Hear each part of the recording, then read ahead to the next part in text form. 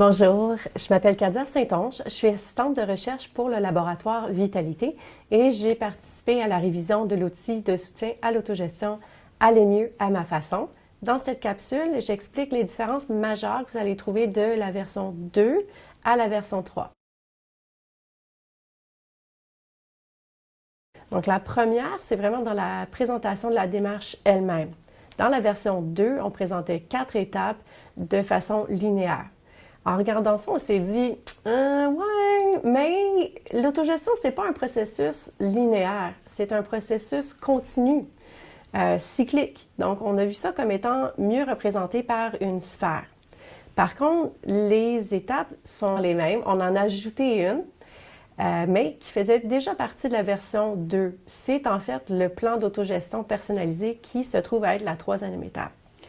En fait, pour faire la révision de l'outil, on a parlé à des intervenants qui s'en servent dans leur pratique et on a aussi eu la rétroaction de gens qui s'en servent pour eux-mêmes.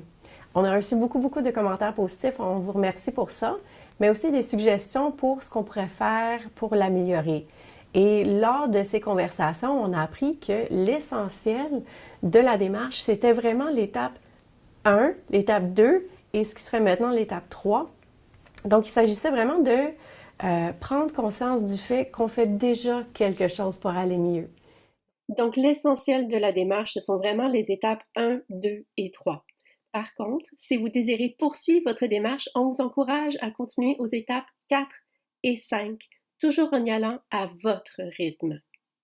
Et on vous suggère fortement d'aller visiter notre répertoire de ressources en ligne où on a non seulement fait du ménage, on a ajouté des stratégies et on a aussi ajouté des stratégies en anglais si ça vous plaît. Le deuxième changement majeur, c'est qu'on a renommé une catégorie du rétablissement. Alors, la catégorie « Je développe mon potentiel » est devenue « J'entretiens l'espoir ». Et ça, c'était pour mieux dénommer les stratégies qu'on emploie pour donner sens à sa vie et prendre contrôle sur sa vie et donc sa santé mentale. Donc, ce sont toutes les stratégies qu'on peut utiliser, comme j'ai dit, donner sens à sa vie, mais aussi pour, par exemple, se réaliser, s'accomplir en tant que personne. Alors voilà, c'est les 2 changements majeurs.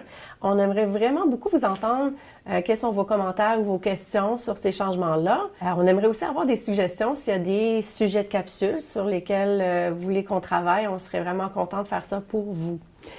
Alors, on a hâte de vous entendre. Merci.